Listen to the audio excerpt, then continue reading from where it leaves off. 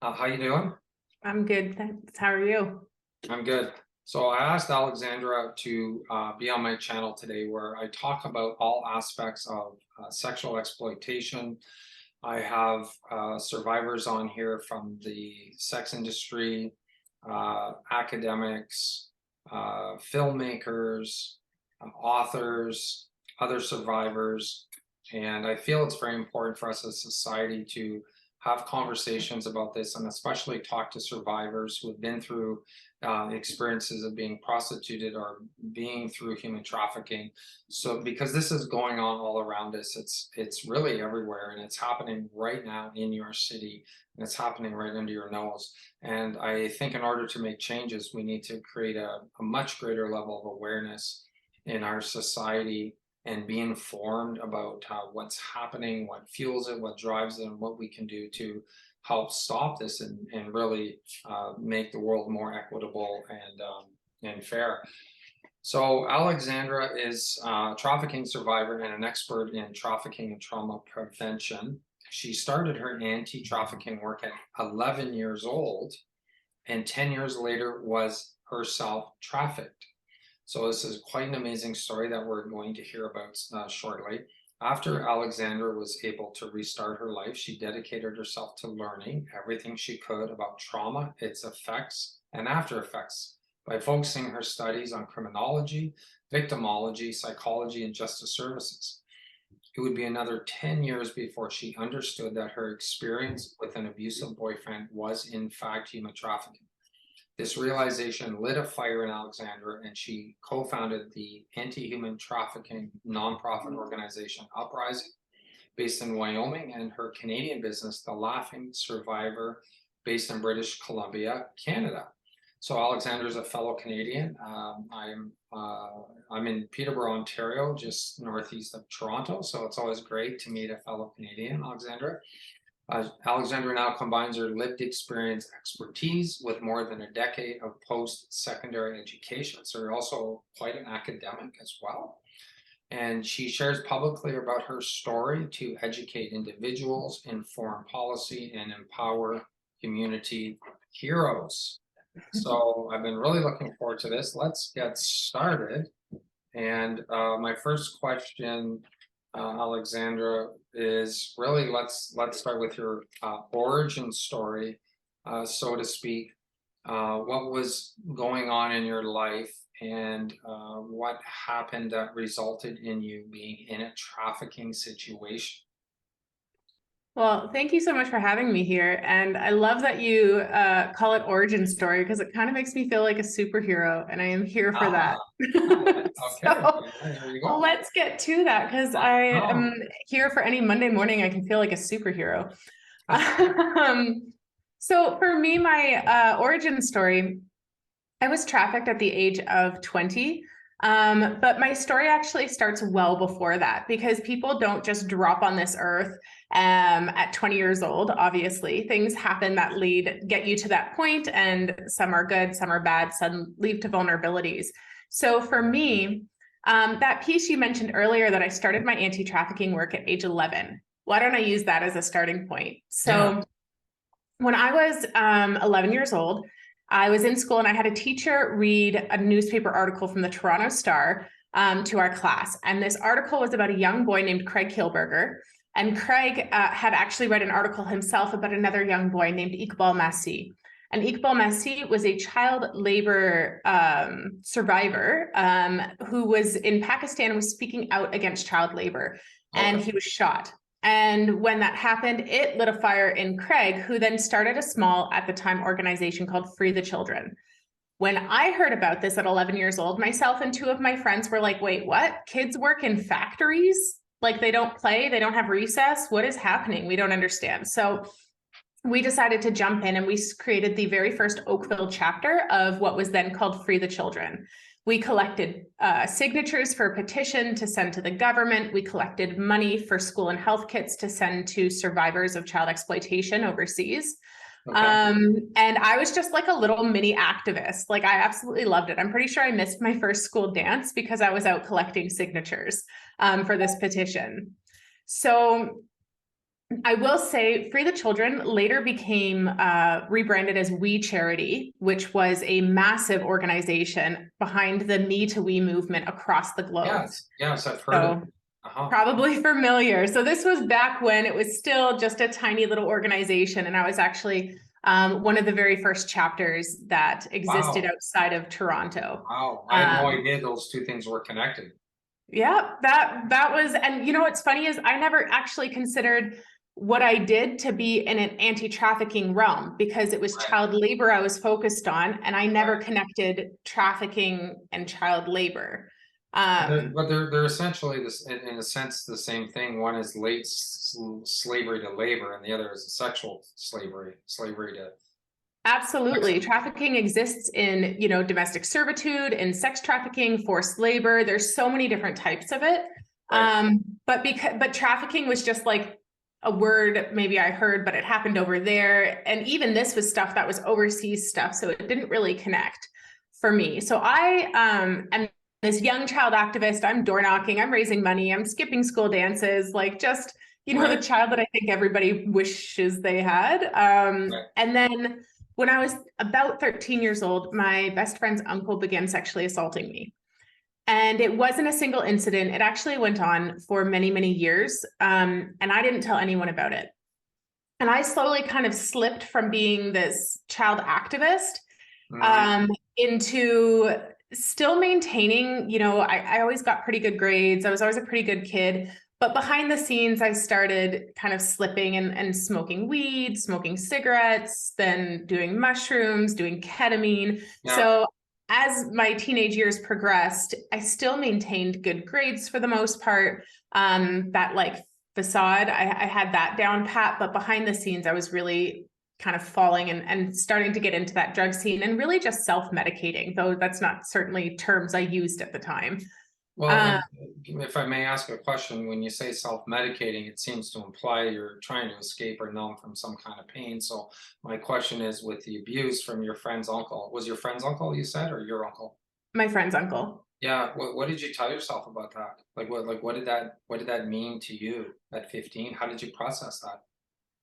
So it's kind of complicated because it's hard to remember what I thought at the time without all of the education and therapy, you know, that's in my mind now, Right. 20 years later. Yeah. But I do remember at the time, first of all, thinking, wow, this really attractive 30-year-old man is interested in me. Like, how cool, Mhm. right? I was 13. I was 13 years old. I had big glasses. I had one eyebrow that started here and ended here. You know, I was not the cool kid in class, judging by, I think that's obvious, judging by the fact that I was, you know, getting petitions signed and all of that in my free time. I wasn't exactly, you Right. know, a favorite among my peers. Okay. Self-proclaimed nerd and all of that. And I think that's exactly what he saw in me, right? Is those vulnerabilities, that wanting to be accepted, wanting to be cool, wanting to be loved, like everything any human wants, much less any child, much less any child going through puberty, right? You're trying to figure out who you are, where you belong, um, whether you're cool, whether you're pretty, whether you're smart, whether you're all of these things. So at 13, 14 years old, when a attractive 30 something year old man shows interest in me, right around the time I'm starting to show interest in, you know, sexual intimacy, as it were, at 13 or 14, which was more kind of holding hands and going to a movie in a group. But, you know, this guy's showing me this next level. He's making me feel adult. He's making me feel wanted, included. And like I was part of this sort of secret society that like nobody else got to be part of. Okay. So at first it wasn't like I wasn't repulsed. I didn't hate it. Yeah. And part of the fact that I didn't, because I was a very intelligent child, I knew intellectually that it was not okay, but physically and emotionally, I responded in a positive way, even though intellectually I knew it was negative. So Mhm. this created sort of an emotional war that I then started basically trying to dull the effects of or stop having to listen to. And that's where that self-medicating piece came in.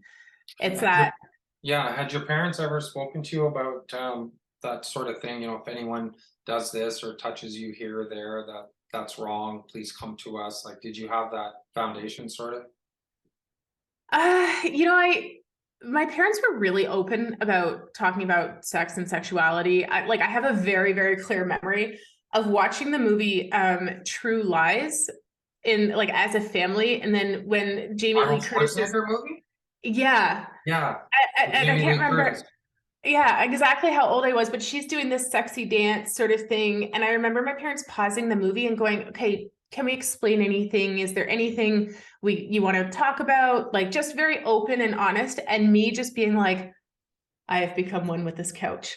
Like, oh my Right, God, I do not right, want to have this conversation at all. right. So while my parents were absolutely like open, I can't remember a specific conversation. I learned all the little rhymes as a kid, you know, my body's nobody's body but mine, like all of that sort of stuff. But I think part of what was so confusing to me or so difficult to me to be able to cross that bridge into telling someone something was that while I intellectually understood he was older, I was younger, this wasn't okay, emotionally and physically I was going, hey, this Mm, is pretty exciting.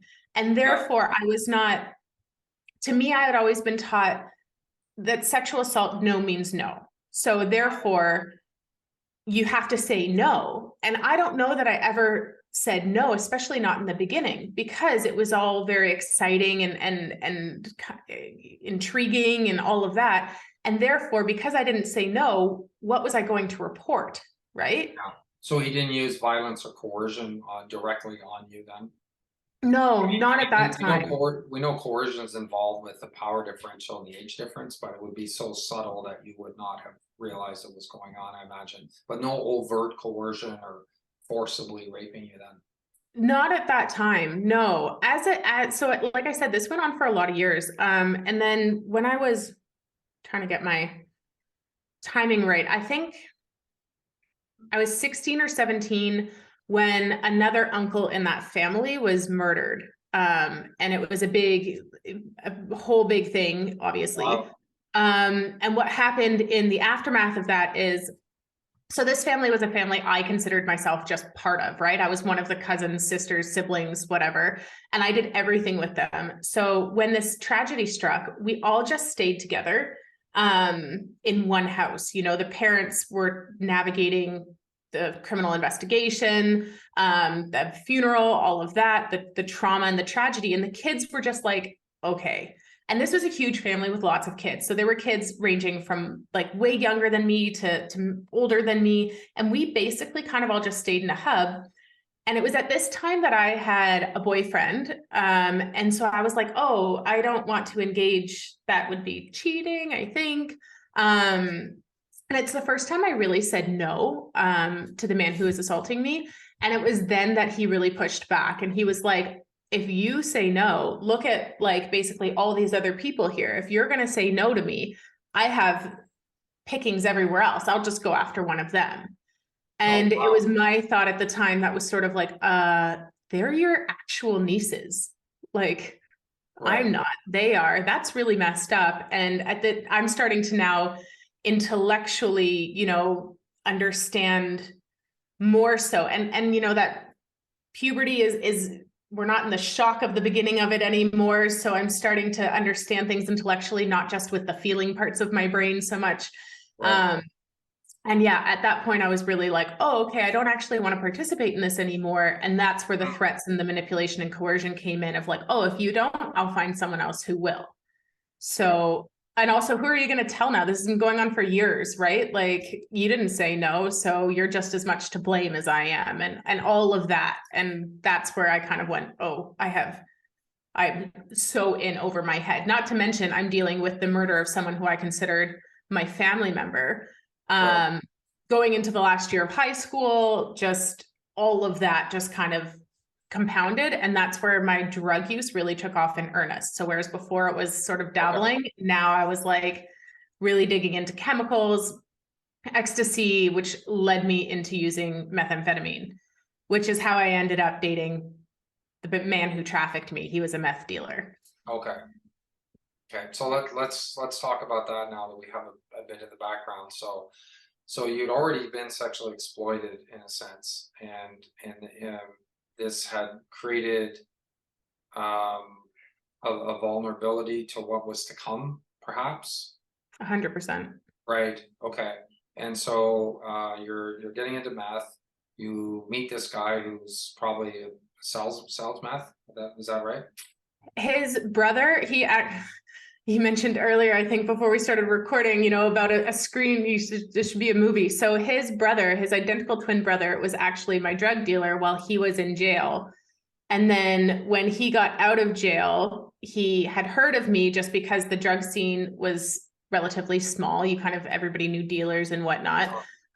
So he had heard of me, his brother knew me. I was one of the younger people in that particular scene. And so he very specifically came to find me where I worked and was like, hey, you know, I'm this person and you have to respect me and this and that. And I was sort of like, I don't care who you are. I don't need you. Mm. And that, I think, is what really, he wasn't used to somebody not showing him the respect that he had become accustomed to. And because I hadn't known him, I only knew his brother. I didn't really care to pay attention to him. And I think that's what really that's where for lack of a better term, the sparks started flying. So we ended up together within, I don't even know how long, within a few days of meeting, I think. Oh, okay. Okay. And then, tell me how that progressed. Absolutely. So we started dating, and I will say we're both doing meth. We're both awake, 24/7. And what happens for people who very smartly never got involved in the world of drugs, when you are awake and you're on a stimulant, especially of that strength and that intensity, a relationship that would normally take 6 or 12 months to progresses in 6 or 12 days, because you are together all the time. You are awake. You have this chemical substance that's intensifying the creation of your bond, of your oversharing. So you are talking constantly at each other and to each other and all of that. So we weren't together very long overall. And even in the very beginning, we weren't together that long before he approached me and said, we're kind of doing more of the drugs that we should be selling. We need to supplement our income and you're going to need to help. And at that point I was like, yeah, absolutely. What do you need? I'm your wifey. I am here. Let me know how I can help. Yeah. And that was really, I guess the beginning of the end. And I will say up until that point, likely due to the substance use and everything, our relationship was already violent, right? I had seen violence outside. I had seen him use violence on people around us. He hadn't for a little bit directed any violence towards me. So I very much felt like I was kind of above it or safe until I think when I finally was like, you're a bit intense for my liking. Don't want to be locked down. I'm going to do my own thing. I tried to break up with him. And when I did the first time try and break up with him, that's when I saw his violent side directed at me for the first time. And once that switch was flipped, then there was that kind of low level threat of violence all the time. So when he was like, hey, not even do you want to, but you're going to help me make money. Not only was there a low level threat of violence, there was a almost promise of, this is how you're going to get in my good books, or this is how we can be equals.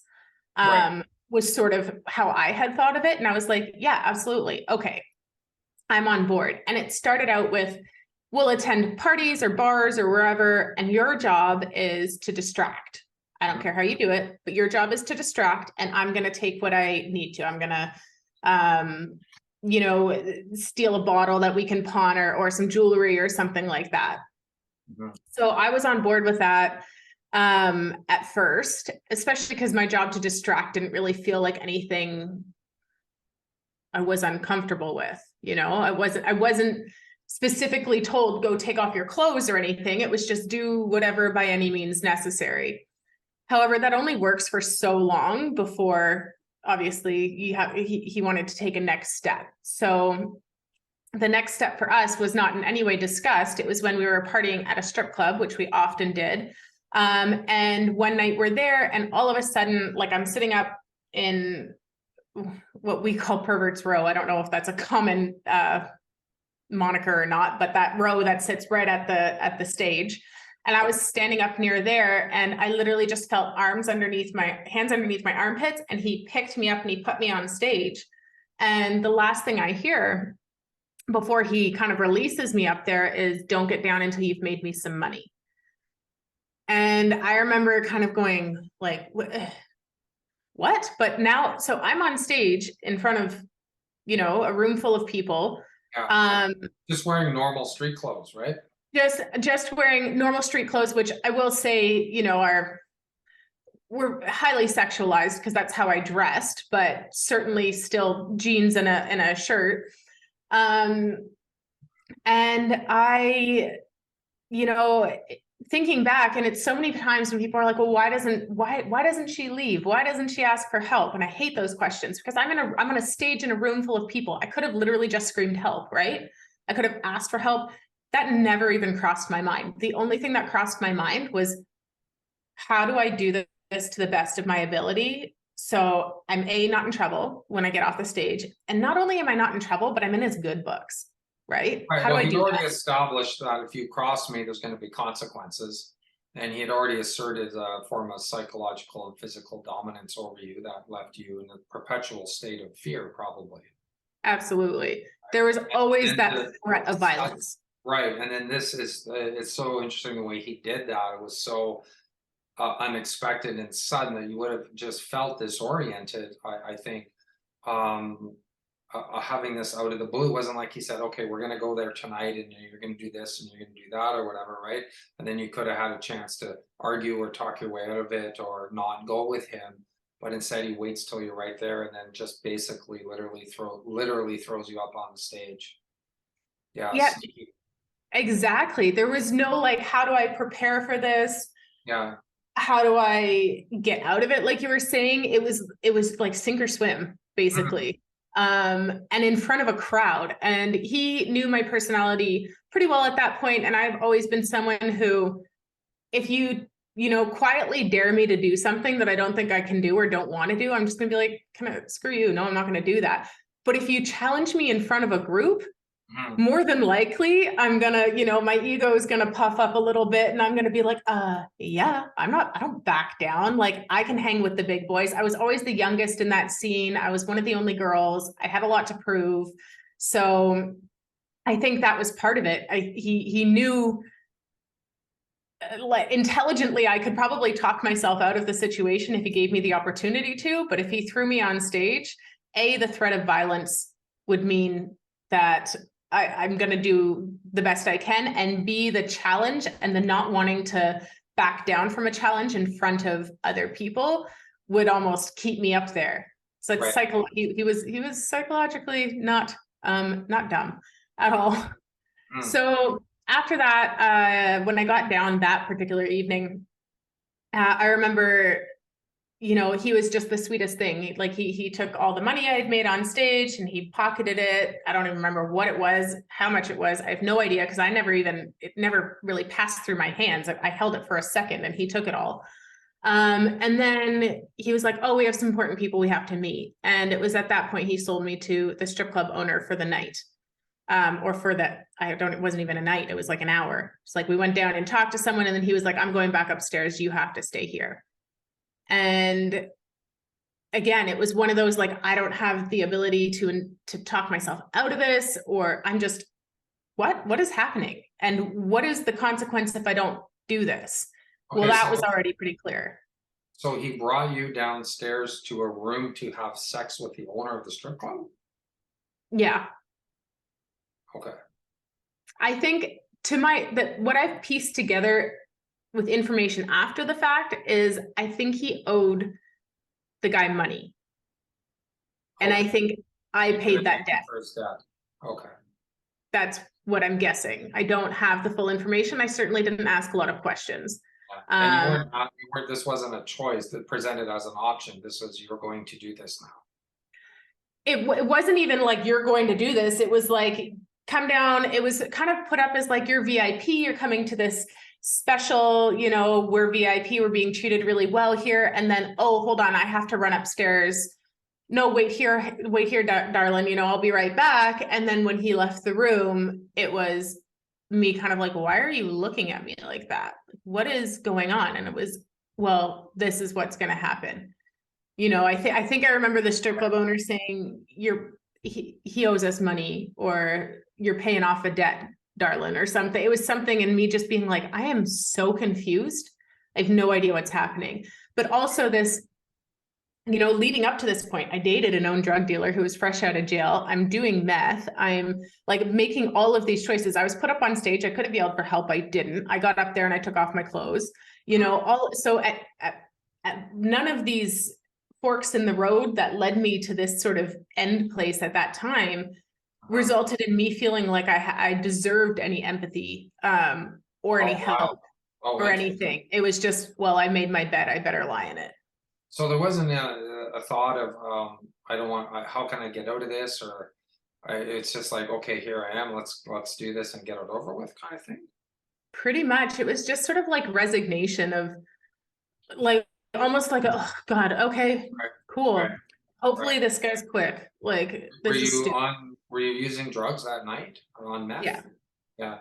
Yeah, no, it's interesting. Like this is why I like getting to the background, like, well, as we call it, the origin story. But you know, when we get to those sort of big moments of, you know, this is the moment I got into trafficking or something, you know, there's always 1,000 micro decisions in a person's life, and 1,000 micro decisions of other people that involve you that led you to that point. And I think that's important for people to understand that it's not like, you know, you're having a great life and you just get out of bed one day and start getting trafficked, right? Yeah, It doesn't happen absolutely. that way. And your story of the abuse is almost universal.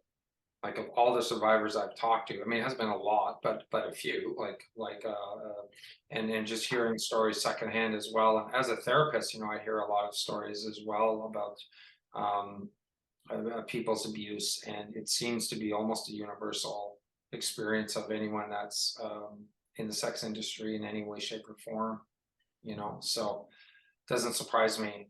But okay, so this is the first actual sort of transactional sex that you experience while being with this boyfriend. I'm going to call him I'll call him a pimp at this point too, because technically that's what he is. That's what he's doing. All right. And Mm-hmm. then how did do you remember much of the night, or did you was it kind of fuzzy? It's fuzzy, you know, as so many trauma survivors describe, there are certain points that are imprinted. I will never forget this. I will never forget the smell or the texture of this fabric or something so seemingly minute, but how did I get from being left down there to back upstairs with my boyfriend? Like, I don't remember that. I do Okay. remember I didn't even bring up to him because there was no discussion. So I didn't know, like, did I just cheat on him? Was that supposed to happen? I got the feeling it was supposed to happen, but also if he finds out that I just cheated on him, he's going to beat me to a pulp. So I'm not going to bring it up. Okay. I didn't know what to do. I just kind of came up and he was just like, hey, so, oh, you got up before I could get back down there. All right, come here. What do you need? Do you need a drink? Let me buy you a drink, you know? And all was just normal. It was as if it never occurred. And I remember just being like, do I talk to him about like, It's so weird how it's almost like a gas. It's like a form of gaslighting almost. It's like, I know what just happened and you know that I know, but I'll pretend that I don't know. absolutely. And it's, Right? there were so many instances like this Oh, that when I exited, I was able for quite some time to convince myself that none of it ever happened. Cause I was like, did that happen? You know, I was on drugs. I mean, I was not on hallucinogens and I certainly wasn't hallucinating, yeah, but yeah. it took a lot of like, I gaslit myself. He didn't even have to. Like, he just laid the groundwork and I just did it to myself for a lot of it. Right, Because I wasn't going to bring it up. I didn't know what the consequences were. I didn't want to talk about it because talking about it cemented it as a real thing. right. So it was easier to just like, "Ooh, I'm gonna pretend that didn't happen." Right.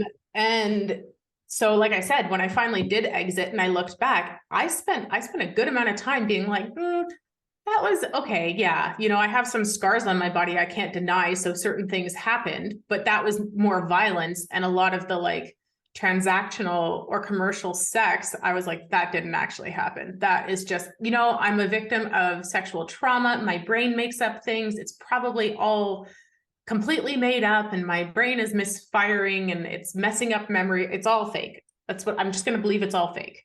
Right. Okay. Our brains are magnificent, magnificent creatures when it comes to denial. I have learned.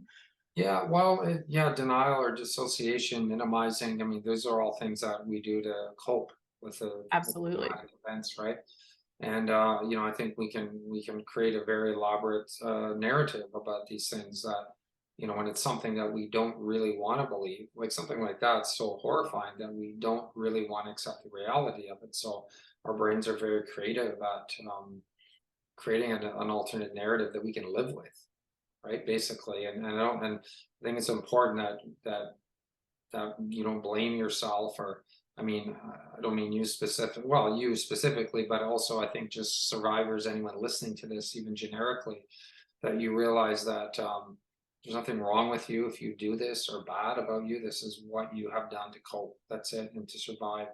And that once you're safe, once you're out and you're safe, and maybe I'm sure you'll speak to this too when you tell your story getting out, but once you're out and you're safe, you can start to put the pieces back together and create like something, a narrative that's more based on the truth of what actually happened. That would be my guess. But so okay, so let's talk about how things progressed after that. So that was sort of the a turning point in a sense where of course you don't realize it at the time, right? You're just sort of, what happened, okay, whatever, let's move on. But so how did things go after that?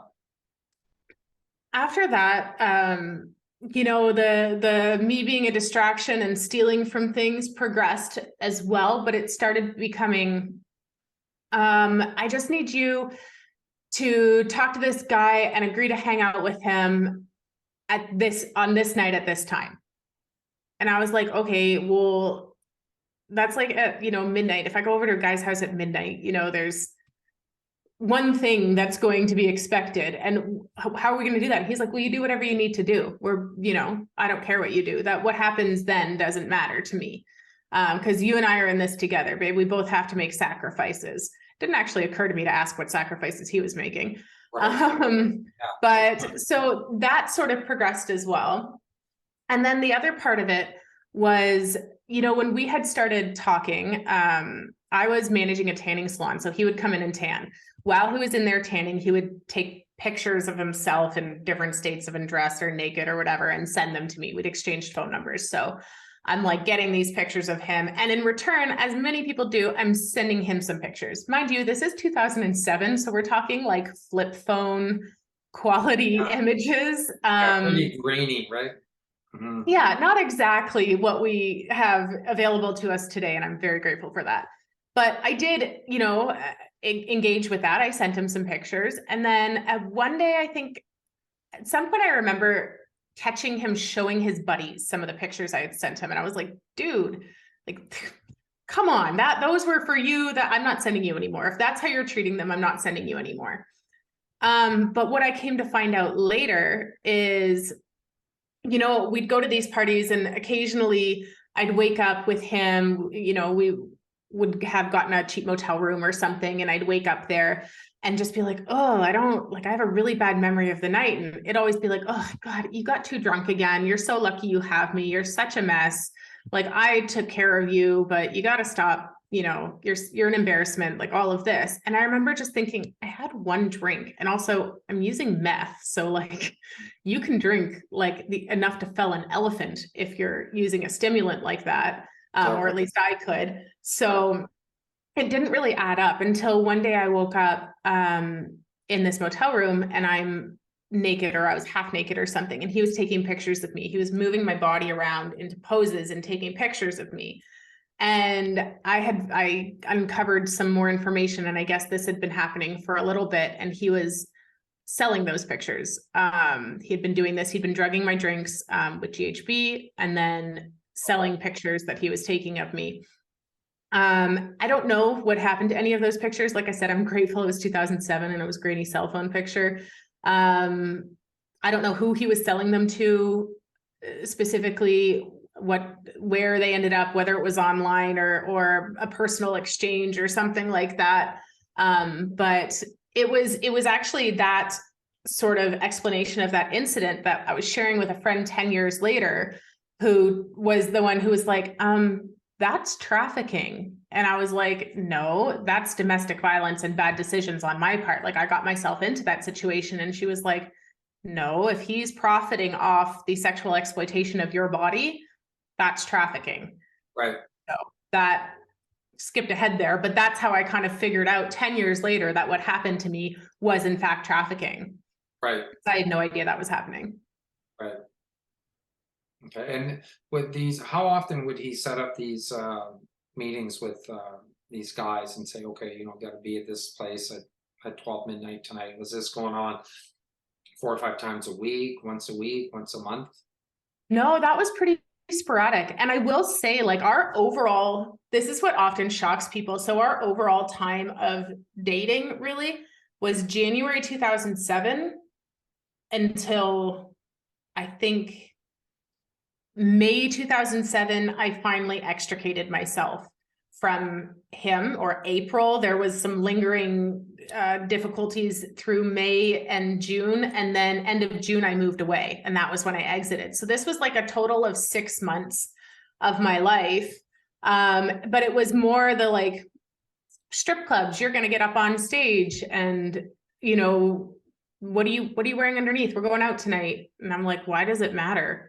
And then I started figuring out I'm going to end up on stage tonight. Shit. Right. Okay. Better prepare myself for this. Okay. And when he'd say, okay, we're going to meet this guy, and then you'd go there, and there would be, would they actually hand you money for sex, or did that go right to him? I Was don't it for even drugs, or you don't transfer. Oh no. I don't know, to be honest. Yeah. Okay. It could have been while I was with, for one instance, while I was with someone, I believe he broke into their house and stole some stuff.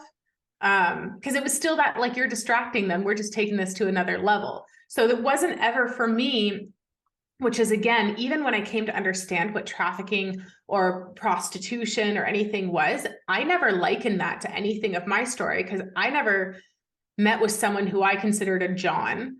There was never like a string of motel rooms and dates and online ads and anything like that. For me, I was in a business partnership with my boyfriend. That was one mentality. You know, another mentality that was certainly there during the experience, but I tamped down and quieted as much, which was I was in a domestically abusive situation.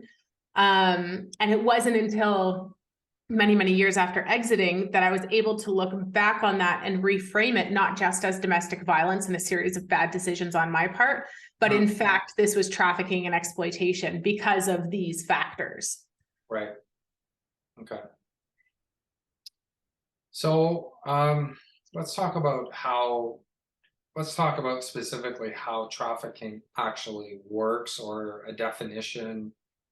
I don't have one handy, but maybe you can just give me one off the top of your head, or I'll put one up in the notes later as well. But what essentially is human trafficking? Let's start with that. Yeah, so human trafficking is one of those things that has so many definitions depending on whose criminal code you're looking at.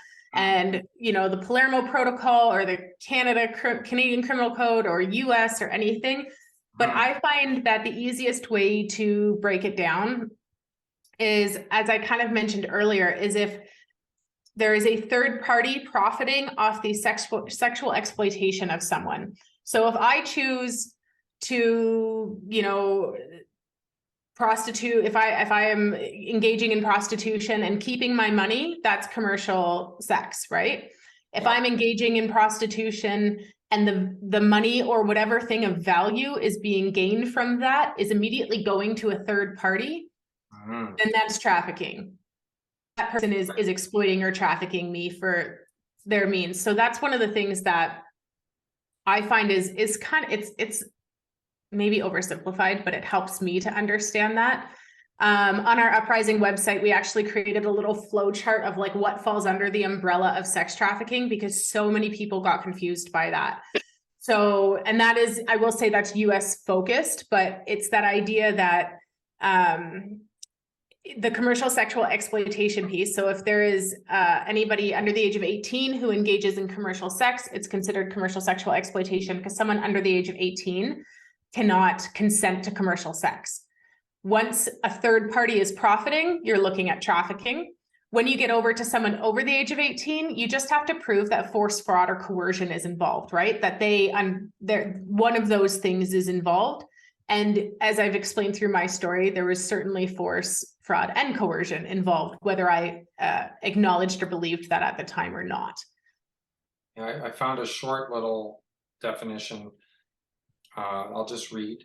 Human trafficking involves the recruitment, transportation, harboring, and or exercising control, direction, or influence over the movements of a person in order to exploit that person, typically through sexual exploitation or forced labor.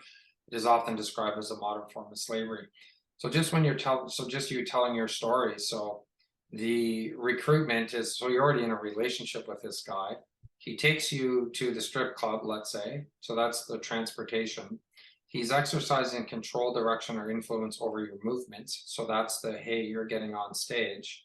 The exploitation is he's getting money for what you're doing. That's trafficking.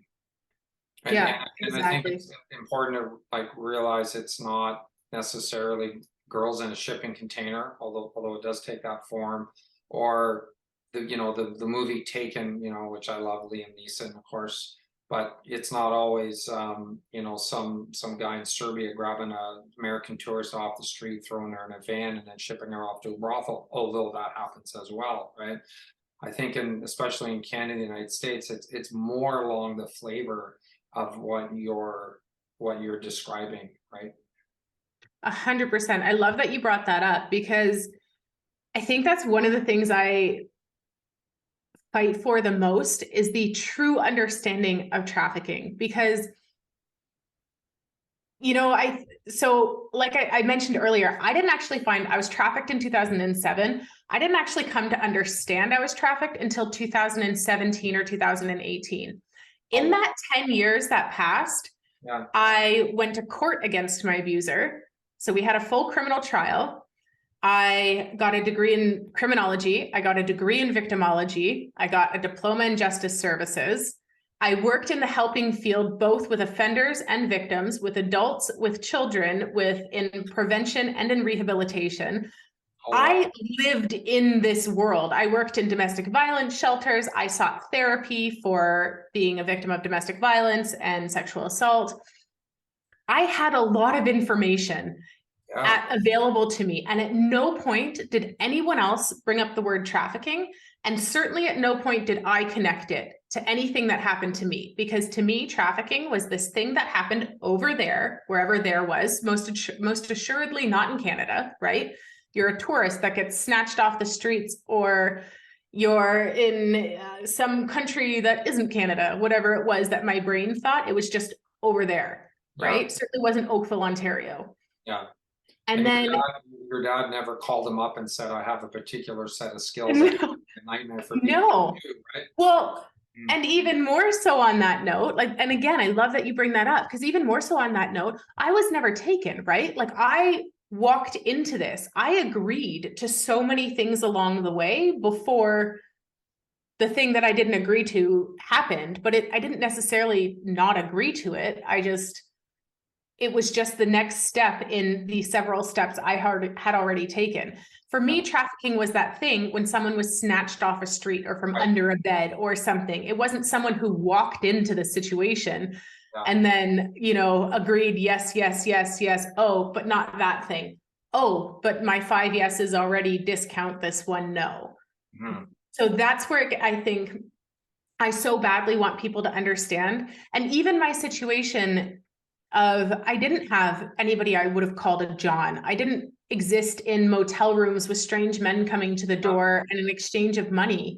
Yeah. That never happened for me. So again, all the more reason why I was like, this isn't trafficking. I wasn't trafficked, because trafficking means either a country that isn't Canada, it means a stranger kidnapping, it means prostitution in motels with Johns and an exchange of money. Yeah. Like all of these boxes that I had believed trafficking was, I didn't tick a single one.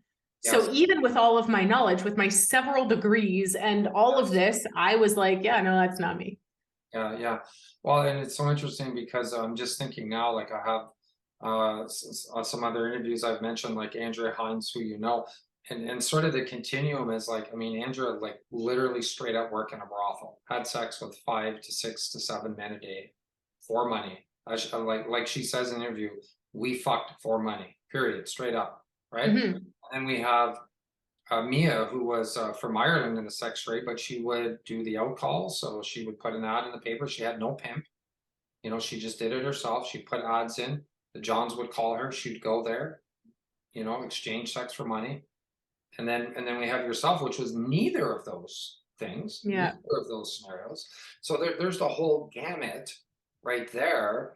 And you know, it's easy to, oh well, a brothel, obviously, you know, that's that's the sex industry right there. And I think it's limited. A lot of people, that's their idea. The sex industry is limited, and sort of the escorting too. People are kind of familiar with that. But this part, Yeah. like what you're describing, is almost never like really seen or recognized. You know, so it's I'm really glad that we, you know, that we connected and we talked about that, because it kind of fills in, it sort of fills in the picture a bit, I find, with just the range that this can manifest, right? And how, like, you know, I'm thinking of your parents, you know, and they're thinking, oh, I don't know how present they were. I imagine you probably lost touch with them during this period of time, but you know, they're probably thinking, okay, maybe, you know, she fell in with a bad crowd, or her boyfriend's not a very nice guy, but in a million years they wouldn't be thinking, oh, he's sexually trafficking her and pimping her out, because there would probably be no evidence of that even coming from yourself, right? Coming from myself, so my friends, everyone knew who my boyfriend was, right? Like I said, he was well known in our town. His brother was well known. They were highly respected, is a cautionary. I'm not Feared, sure I like that feared word. slash respected. Feared, yeah, definitely feared for good reason. And, but so I had friends who were worried about me, who were like, dude, what are you doing? Like, what are you doing? Right. And my response to them was always like, screw you. Like, I am having fun. And when I was getting on stage, like past that first time when it happened without sort of any willingness or understanding on my part, afterwards, when I did start, you know, you're going to be doing this and whatever, even if I had had the argument with my boyfriend of, I don't want to do that, you can't make me, blah, blah, blah, I always ended up on stage. And when a friend came to me later and was like, dude, are you stripping? Like, what's going on? I feel like, screw you. You know what? I'm making more money in one night than you make in a week. You are just jealous, right? Like, I'm having fun. I'm partying. You work a boring ass job. Mm. Bully for you. That sucks. But don't come at me because you're jealous of me and blah, blah, blah. And that stuff that I said out loud, I was more desperately convincing myself by saying it out loud than I was actually trying to convince my friend. But it's that piece about cognitive dissonance that I often talk about, is that you have so many people who exist in this situation, situations like mine, where it's like, you're my boyfriend. Why are you making me do this? But also, I want to be a good girlfriend. And also, life has dealt me some pretty crappy cards. So I want to prove that I'm hard or not naive or won't back down or, you know, strong and all of these things. So rather than actually listen to the voice in my head that's telling me, dude, this is a problem, you're in danger, you're in trouble, this is not you, whatever that narrative is, you can shut that up really quickly when you're like, you know what, I am in control, I am having fun, and I am loving every last second of this. So anybody who tells me that I don't want to be here or I'm making bad choices, screw them. They're just jealous because I'm having more fun. There are so many survivors I've talked to that have had that mentality while they were in the game. Yeah. And once they exited, they are able to look back and go, oh, I was not having fun. I was not in control. I Yeah. was not able to recognize that at that time, though. Yeah. Well, it makes sense. You tell yourself what you need to survive, I suppose, right? And I'm curious, like in the actual moment of being on, like, let's say you're on stage and you're stripping, is it just kind of a fog of drugs and alcohol and smoke and dissociation, or do you like the shouts from the crowd or the attention? Like there's an aspect, like I would imagine, I could see how that could be an adrenaline rush in a sense, or do you like what was that like in that moment of doing that? It's that is a great question. And I love that it's causing me Right. to reflect for a moment. So I caution because I don't want to get political or controversial. But I do want to touch on this because in I'm that okay moment, with that. I'm okay with controversial. I mean, I'm not all right. expecting any kind of answer. I'm just really curious. So I will say in that moment, I believed I needed to believe that what I was doing was empowering. Gotcha. And a lot of that led from, like, first of all, if people are going to look at me as a sex object or treat me as a sex object without my consent, my friend's uncle, and then basically every boy I'd ever encountered through high school after I, lost the single eyebrow, found wax, got contacts, grew my hair long, like all of these things that I had been indoctrinated through my whole life as a girl and a woman of like your worth is in your sex appeal. So find that and you find your worth. Okay, well, I found that. I blossomed, as they say. And then I'm getting treated like a sex object, no matter whether I consented to that or not. Even if I'm out not, trying to dress up like that, that's how I'm being treated from haulers, from construction vehicles, walking to and from school, friends, fathers, uncles, older brothers, just it comes at you from every direction. So for me on that stage was this almost, you know what? If you're going to treat me like this for nothing without my consent, then I may as well throw myself in the middle of this tornado and feel like I have some sort of control over it. And Mm, that way I can look at all of you idiots out in the crowd and say, well, look at you throwing money at me up on this stage. mm, Like you're the idiot, right? You could be hollering at me from while I walk down the street to school, which I've experienced. I didn't make any money doing that, but at least on this stage, I'm making some money. On this stage, I'm in control. On this stage, you're the sucker because you're giving me money to do something that happens to me anyway that I don't make money doing. mm. And the Yeah. reason I say, I'll just finish. The reason I say, all right, I cautioned about getting political is because that's where I really feel the sex work is work narrative is coming from, is so much of this idea of like women should, or people in general, but we know women are the ones who are most often being prostituted or find themselves in the commercial sex industry. It's like you should be able to sell your body if you want to. If this is how you can make ends meet, then do it. Like we shouldn't have restrictions by law enforcement or a criminal code or anything like that. My body, my choice, all of that sort of narrative that's coming with it.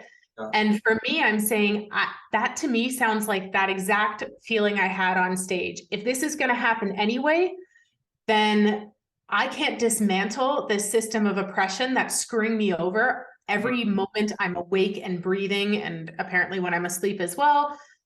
So I need to find a way to exist within it so I can try and pull whatever tendrils of power I can from within the system of oppression.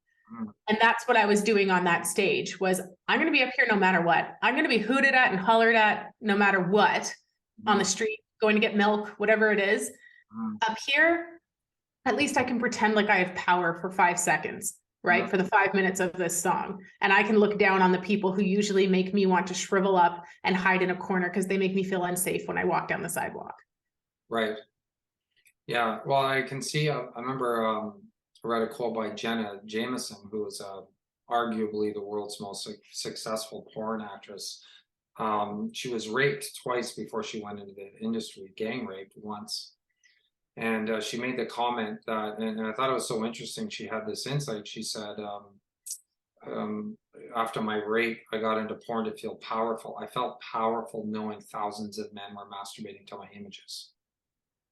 And like from a psych, like some people might think that's really weird, but from a psychological perspective, that makes totally makes sense to me, because there's nothing more powerless, I would imagine, than being. I mean, I've never been sexually assaulted, but I would imagine there was nothing that stripped your power and agency more than that, right? And so to get that back, I see her as acting out her trauma in a way to heal the pain of having her agency stripped away from her. And then you believe your own narrative. So that's the narrative that she formed, is like similar to what you're saying. It's like, okay, you pricks are going to be, well, whistling and lusting after me anyway. So, hey, I might as well stuff a 20 in my G-string or whatever. I might as well make some money off you. And I've heard from different people, dancers and people working in strip clubs, hey guys, they all think you're idiots and disgusting pigs. Okay. So when she smiles at you and says, oh, sweetie, and all that stuff, it's all fake. All right. It's fake, Mm-hmm. right?